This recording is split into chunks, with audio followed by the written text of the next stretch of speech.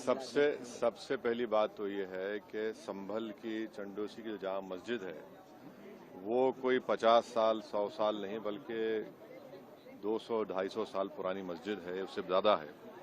वहाँ पर कोर्ट की तरफ से बगैर मस्जिद के जिम्मेदारों को कमेटी को सुने उन्होंने एक एक्स पार्टी ऑर्डर पास कर दिया, वो गलत है। दूसरा ये है कि एक बार तो आपने गलत ऑर्डर दिया, सर्वे हो गया। दूसरा सर्वे जबकि आपने किसी को इत्तला नहीं दी। तीसरी बात यह है कि पुलिस का ये काम था कि मस्जिद कमेटी को कॉन्फिडेंस में लेते या वहाँ की पीस कमेटी को। चौथी बात यह है कि जो सर्वे करने लोग आ रहे हैं वो प्रोवोकेटिव स्लोगन्स लगा कर आ रहे हैं, वो वीडियो उसका है, पब्लिक डोमेन में है। और उसके बाद जो वहाँ पर वायलेंस हुआ जिसमें 3 मुसलमानों को गोली लगी, उनकी मौत हुई, हम इसका कंडेम करते हैं। ये फायरिंग नहीं बल्कि मर्डर है।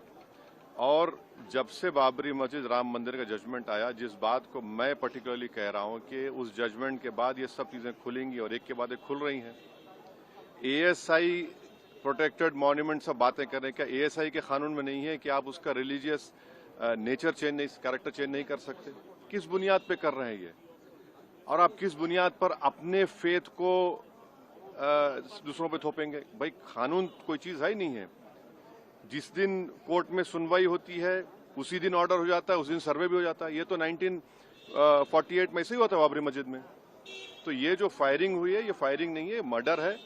और जो भी ऑफिसर्स इन्वॉल्व है उनको सस्पेंड करना चाहिए और एक सिटिंग हाई कोर्ट जज से उसकी इंक्वायरी होनी चाहिए। ये सरासर गलत है, जुल्म हो रहा है वहां पर। तो संभल में वहाँ के सांसद पे एफआईआर दर्ज कर दिया गया। आप जिस पे चाहे कर लीजिए भाई, जिस पे भी चाहे कर लीजिए, जज आप, जूरी आप, सब आप, तो बचेगा क्या फिर? अब सर जेपीसी में आप लोगों ने समय मांगा है, क्या कहेंगे? जी, जैसा अभी आपने हमारे डेलीगेशन तरफ से बोला गया है, मैं उसको रिपीट करना नहीं चाहता। मगर स्पीकर साहब ने बड़ी इत्मीनान से हमारी पूरी जितने मेंबर्स 11 नॉन बीजेपी एमपीज गए थे उनकी बात को सुना। वो बोले कि इसके ऊपर कंसिडर करेंगे और हमको उम्मीद है कि ऑनरेबल स्पीकर साहब इसका टेन्योर बढ़ाएंगे। क्योंकि आप देखिए बंगाल नहीं गई कमेटी, बिहार हम लोग नहीं गए, उत्तर प्रदेश में शिया वक्फ की प्रॉपर्टीज को हमने नहीं देखा। तो ऐसे कई, दिल्ली के मंत्री को बुलाना है, ऐसे कई स्टेट्स है जहां पर कमेटी को जाना चाहिए। वो स्टेक होल्डर्स हैं, उनकी बात को सुनना बहुत जरूरी है। सर वक्फ बोर्ड अमेंडमेंट बिल को लेकर आप क्या सोचते हैं? क्योंकि लगातार सरकार की तरफ से यही कहा गया कि जो मुस्लिम है, जनता है, उनके हित में है, मुसलमान जो है उनके। अभी ये कानून बना नहीं, आप देख लिए संभल में क्या हो गया है। अभी ये कानून बना नहीं है। आप देख रहे हैं कि हर जगह पे बोल दिया जा रहा है कि नहीं, ये यहाँ पर 500 साल पहले मस्जिद नहीं थी। इस बिल में ये बिल आर्टिकल 26 का वायलेट करता है।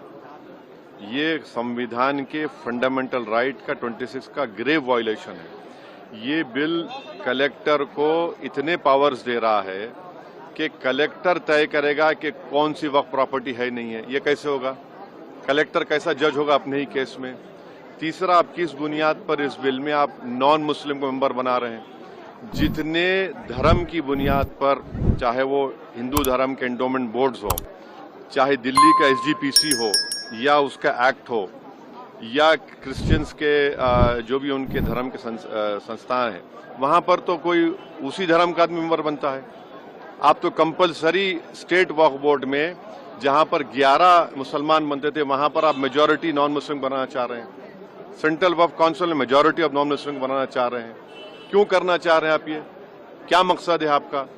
कलेक्टर को इतना पावर दे रहे हैं। तो ये आर्टिकल 26 का ग्रेव वायलेशन है और इसीलिए वक्फ को बचाने के लिए नहीं लाया जा रहा है। ये वक्फ को खत्म करने के लिए, और वक्फ बोर्ड को सिर्फ एक पोस्ट ऑफिस बना के रखना चाह रहे हैं। तो जो वक्फ की प्रॉपर्टी है वो गवर्नमेंट की दी भी नहीं है, इसको मुसलमानों की गाड़े खून की कमाई है, तो आप उसको छीनना चाह रहे हैं। और उतना ही मकसद है सरकार का। आप देख रहे हैं संभल में क्या हो रहा है, ऐसे ही और वाकयात होते रहेंगे।